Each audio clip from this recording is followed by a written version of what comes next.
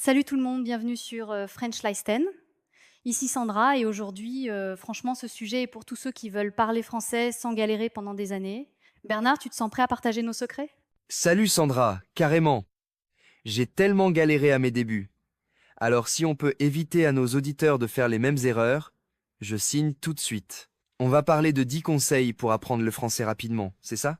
Exactement. 10 astuces qu'on va décortiquer ensemble dans la bonne humeur. Alors on commence direct. Oh oui, lançons-nous. Premier conseil. Et je te laisse l'honneur, Sandra. Alors, premier conseil essentiel, pratiquer un peu chaque jour, même 10 minutes, hein. Ça paraît banal, mais la régularité, c'est le vrai moteur du progrès. Tu t'en souviens, toi, au début? Oui, justement. Je croyais qu'il fallait bosser des heures, puis je m'épuisais. Mais finalement, 10 minutes de conversation ou de lecture quotidienne, ça vaut bien mieux que 3 heures le dimanche, tu trouves pas? Mais tellement! C'est comme faire du sport. Un petit footing tous les jours change tout. Et puis, on s'habitue au rythme. Ça devient moins intimidant. D'ailleurs, tu sais quoi? J'allais dire. Ce mini-effort quotidien, il évite aussi d'oublier ce qu'on vient d'apprendre. Et si jamais on rate une journée, pas grave, on reprend juste le lendemain. On enchaîne avec le deuxième conseil? Oui, et celui-là, je l'adore. Utiliser des supports variés. Livres, séries, chansons, podcasts. Plus on diversifie, plus le cerveau accroche. Perso, c'est en écoutant de vieux sketchs français que j'ai compris plein d'expressions. Oh, pareil. Je me souviens avoir écouté Stromae en boucle. Et soudain, il y a des mots qui s'ancrent, juste parce qu'on les entend dans un autre contexte. Tu trouves pas que l'humour ou la musique, ça fait passer la pilule? Ah, complètement. Et puis, ça casse la monotonie. On n'a pas tous envie d'ouvrir, une grammaire, le soir après le boulot, un film ou un podcast, c'est plus fun et on apprend sans s'en rendre compte. Et tu sais quoi, parfois même, les pubs à la radio m'aident à choper des expressions du quotidien. Bref, on continue, parce que le troisième conseil me tient à cœur. Je sens que tu veux parler de ce fameux blocage. Faut absolument oser parler, même si on fait des fautes. On apprend tellement plus vite en se lançant, même avec un accent bizarre ou des phrases un peu tordues. Mais tellement. J'ai eu l'air bête plus d'une fois, mais c'est comme ça que j'ai progressé. En fait, chaque erreur, c'est une occasion d'apprendre. Tu te rappelles ta première conversation totalement improvisée en français? Ah! Oui, j'avais mélangé tous les temps verbaux, c'était un carnage, mais j'en rigole maintenant. D'ailleurs, ça me fait penser. Plus on accepte de se tromper, plus on avance vite. La peur, c'est vraiment le frein numéro un. Exact. Et puis les gens sont souvent sympas avec les apprenants. Après tout, la langue, c'est fait pour communiquer, pas pour être parfait. Bon, tu veux lancer le conseil suivant? Alors, on enchaîne. Se fixer des petits objectifs, c'est vital. Vouloir être bilingue en 3 mois, c'est décourageant. Par contre, viser je veux commander un café sans hésiter, c'est déjà un super pas. C'est tellement vrai. Moi, c'était réussir à raconter ma journée en français sans bugger toutes les 2 phrases. Petit à petit, on se surprend à dépasser ses propres objectifs. Ça m'a vraiment boosté le moral à chaque mini-victoire. Oh, j'adore ce sentiment. Et puis, on peut même se récompenser, s'offrir un croissant après une conversation réussie. Bref, les objectifs, c'est notre GPS. Tiens, ça me fait penser au cinquième conseil, plus on s'immerge, plus ça devient naturel. Changer la langue de son téléphone, suivre des comptes Insta en français, ou même coller des post-it partout chez soi avec des mots, ça aide vraiment. Oui, j'ai fait ça pendant des mois. J'avais frigo, porte, miroir marqué partout. C'est rigolo, mais ça marche. Et puis, tu remarques que ton cerveau commence à penser en français, sans t'en rendre compte. Exactement. L'immersion, c'est pas obligé d'être en France. On recrée son petit univers francophone où qu'on soit. D'ailleurs, ça m'amène à un autre conseil, qu'on sous-estime souvent. Apprendre à deux ou en groupe, c'est motivant. On soutient, on rigole de nos erreurs et ça passe beaucoup mieux. T'as eu un binôme à tes débuts, Bernard? Oui, et franchement, c'était un game changer. On se lançait des défis, genre aujourd'hui on ne parle que eux en français, et même quand on bloquait, on trouvait des astuces ensemble. Ça rend l'apprentissage moins solitaire. Puis, on se motive quand l'autre progresse. Franchement, même des échanges virtuels, ça compte. D'ailleurs, j'ai rencontré des amis grâce à des forums de langue. On continue? Alors, place aux applis et à la techno. Il y a une appli pour tout aujourd'hui. Vocabulaire, conjugaison, ou même des jeux de rôle en français. T'en utilises encore, toi? Oui, j'ai gardé 2 applis de quiz, c'est devenu comme un mini-jeu dans le métro. Honnêtement, ça rend la révision beaucoup moins pénible. Et ça te pousse à rester régulier. C'est hyper pratique, surtout quand on n'a pas beaucoup de temps. Carrément. Et puis ça donne des petits rappels, genre, hé, viens pratiquer 5 minutes. C'est motivant et mine de rien, on progresse sans stress. On passe au 8e conseil. Garder un carnet pour les nouvelles expressions, c'est une astuce vieille comme le monde, mais toujours efficace. Dès que tu entends un mot sympa, tu le notes et tu t'obliges à le replacer dans une conversation. J'adore cette méthode. C'est comme collectionner des trésors. Parfois, j'écris même des mini-dialogues pour tester les expressions. Et puis, utiliser une nouvelle phrase pour la première fois, ça donne la sensation d'avancer vraiment. Exactement. Ça rend l'apprentissage concret, pas juste théorique. Et puis, ça te donne des anecdotes à raconter. D'ailleurs, tu vas aimer le prochain conseil. Parfois, on veut aller trop vite et on oublie de réviser. Pourtant, revoir ce qu'on a appris, c'est essentiel pour que ça reste. Tu faisais comment, toi, pour réviser sans t'ennuyer? Personnellement, je faisais de petits quiz où je racontais ma journée en réutilisant les nouveaux mots. L'important, c'est de rendre la révision ludique. Sinon, on décroche. C'est tellement vrai, on pense souvent que réviser, c'est juste relire, mais c'est beaucoup plus efficace quand quand on se challenge ou qu'on s'amuse. Bon, on arrive déjà au dernier conseil. Et voilà, le conseil numéro 10, rester motivé et ne pas abandonner. Il y a des hauts et des bas, c'est normal. Ce qui compte, c'est de ne pas perdre de vue pourquoi on a commencé. C'est clair. J'ai eu des moments où je voulais tout laisser tomber. Puis, une petite victoire ou un compliment d'un natif, et hop, la motivation revient. Faut s'entourer de gens qui encouragent aussi, tu trouves pas? Complètement. Et puis, célébrer chaque progrès, même minuscule, c'est la clé. L'apprentissage, c'est un marathon, pas un sprint. D'ailleurs, ça me donne envie de conclure en beauté. Déjà la fin de cet épisode de French Leisten. Merci à vous tous d'avoir été avec nous. J'espère que ces 10 conseils vont vous aider à foncer dans l'apprentissage du français. Merci à toi Sandra, c'était super d'échanger sur nos petites astuces. J'espère vraiment que chacun trouvera et la technique qui lui convient.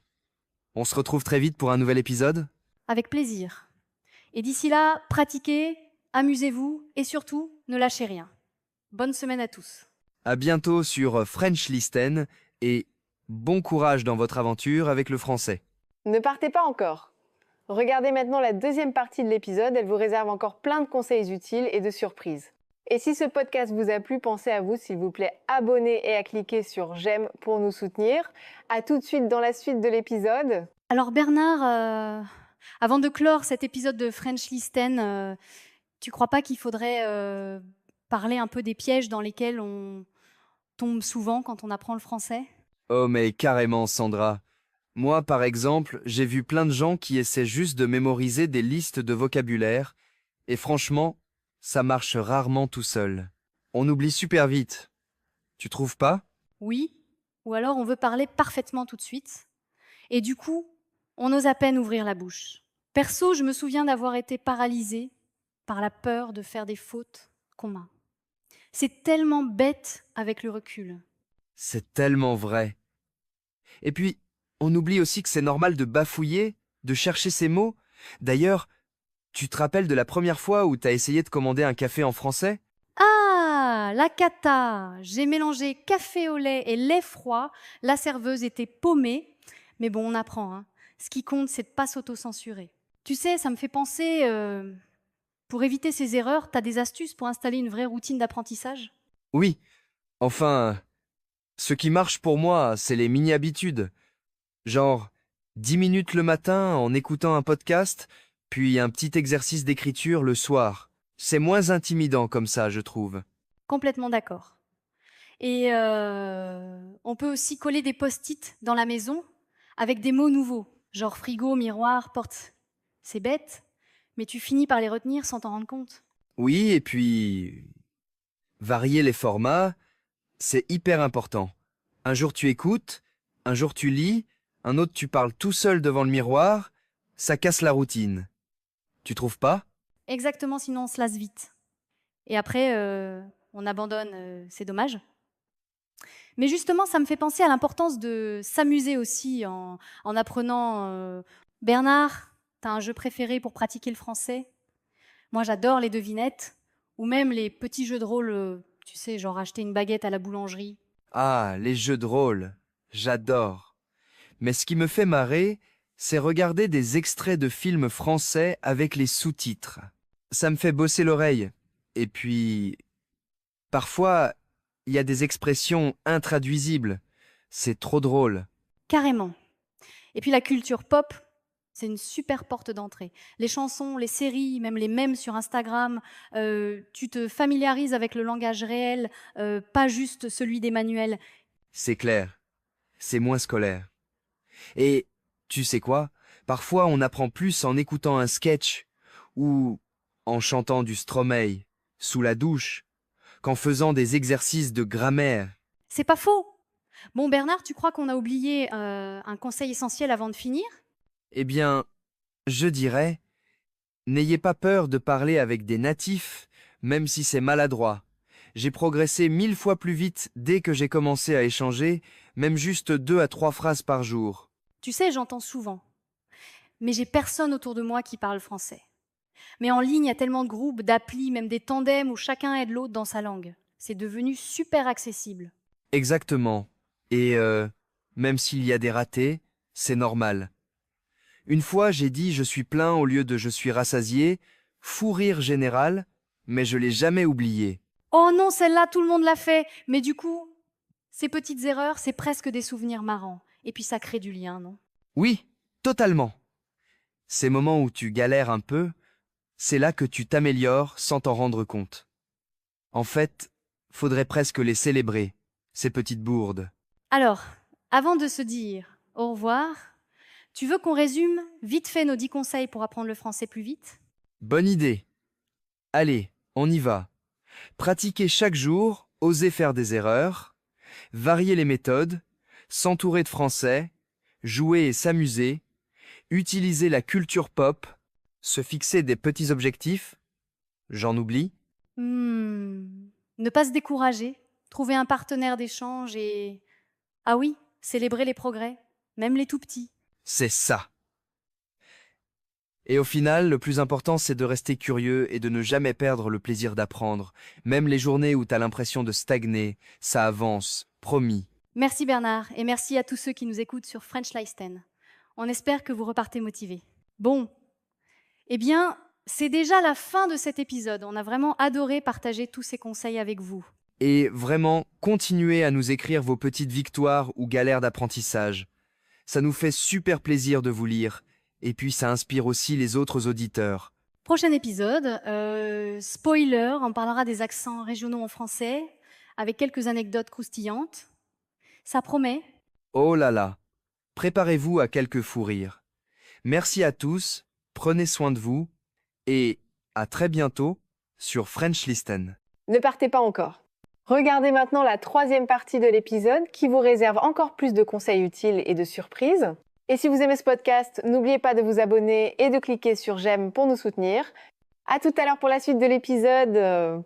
Salut tout le monde et bienvenue à French Listen. Aujourd'hui, j'ai quelque chose de super cool pour vous. On va parler des 10 meilleurs conseils pour apprendre le français rapidement. Et pour ça, j'ai avec moi Bernard, notre expert en langue. Salut Bernard. Salut Sandra. Salut à tous les auditeurs de French Listen. Super excité d'être ici et de partager mes petites astuces pour maîtriser le français, le plus vite possible. Genial. Alors, dis-moi, Bernard, c'est quoi le premier conseil? Parce que, moi, j'ai toujours galéré avec le français. Alors, le premier conseil, et c'est absolument essentiel, c'est immergez-vous. Totalement. You. Trouvez des occasions d'être en contact avec la langue française le plus souvent possible. Que ce soit écouter de la musique, regarder des films, des séries, même avec des sous-titres au début, tu vois. L'idée, c'est vraiment de s'habituer au son, au rythme, à la mélodie de la langue. Ah, d'accord, je vois. Donc c'est vraiment, s'entourer de français, quoi. Comme quand on apprend une langue en étant sur place, en fait. Exactement.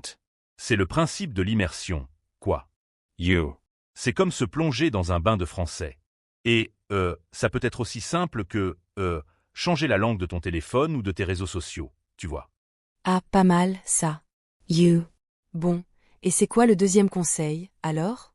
Le deuxième conseil, c'est de se fixer des objectifs clairs et réalisables. Genre, ne te dis pas « je vais parler français couramment dans un mois ». C'est pas réaliste, tu vois. Mais plutôt, je vais apprendre 10 nouveaux mots par jour, je vais regarder un épisode d'une série en français chaque semaine. Des petits objectifs, qui te permettent de progresser pas à pas et de rester motivé. Oui, c'est vrai que, parfois, on se fixe des objectifs trop ambitieux et, du coup, on se décourage. You. Troisième conseil, alors? Troisième conseil, c'est de pratiquer régulièrement. C'est vraiment la clé. You. Même si tu n'as que 15 minutes par jour, c'est mieux que rien. You. Tu peux réviser du vocabulaire, faire des exercices de grammaire, ou même juste parler avec un ami français, si tu en as un, bien sûr. D'accord, donc la régularité, c'est super important, quoi. You. Bon, et le quatrième conseil? Le quatrième conseil, et ça, c'est un peu mon dada, c'est amuse-toi. Apprendre une langue, ça doit être un plaisir, pas une corvée. You. Trouve des activités qui te plaisent et qui te permettent de pratiquer le français en même temps. You. Regarde des vidéos de tes youtubeurs préférés, lis des BD, joue à des jeux vidéo en français. L'important, c'est de s'amuser, tu vois. Oui, c'est vrai que, si on s'ennuie, on risque de vite abandonner. You. Cinquième conseil? Cinquième conseil, c'est de ne pas avoir peur de faire des erreurs. C'est normal de se tromper quand on apprend une langue. You. L'important, c'est de ne pas se laisser décourager par ces erreurs et d'apprendre de celles-ci. N'aie pas peur de parler, même si tu as un accent, même si tu fais des fautes. Les Français apprécieront ton effort, tu vois. Oui, c'est vrai qu'il faut se lancer, quoi. You. Sixième conseil? Sixième conseil, concentre-toi sur la communication. You. L'objectif principal, c'est de pouvoir te faire comprendre et de comprendre les autres. You. Ne te focalise pas trop sur la grammaire au début. Apprends les bases, bien sûr, mais concentre-toi surtout sur le vocabulaire et les expressions courantes qui te permettent de communiquer au quotidien. Ah oui, c'est vrai que, parfois, on se perd dans les règles de grammaire et on oublie l'essentiel. You. Septième conseil? Septième conseil, c'est de trouver un partenaire linguistique.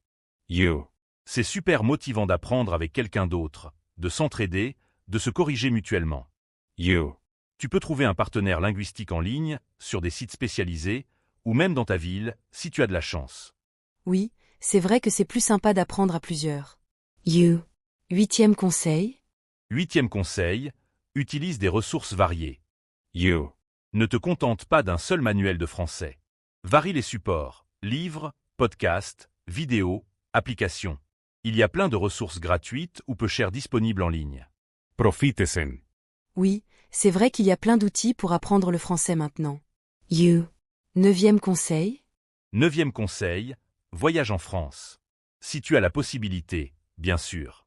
You. C'est la meilleure façon de s'immerger complètement dans la langue et la culture française. You. Même un court séjour peut te donner un coup de boost incroyable. Ah oui, c'est sûr que, sur place, c'est plus facile d'apprendre. You. Bon, et le dixième et dernier conseil? Le dixième et dernier conseil, et c'est peut-être le plus important, c'est « sois patient ». Apprendre une langue, ça prend du temps. You. Ne te décourage pas si tu ne vois pas de résultats immédiats. Continue à pratiquer, à t'amuser, et tu finiras par y arriver. Crois en toi. Super. Merci beaucoup, Bernard, pour tous ces conseils. You. C'est vraiment très utile. Je pense que ça va aider beaucoup de nos auditeurs de French Listen. Mais de rien, Sandra. C'était un plaisir de partager mes astuces. You. J'espère que ça va motiver les gens à se lancer dans l'apprentissage du français. Et voilà, c'est tout pour aujourd'hui. On espère que cet épisode de French Listen vous a plu.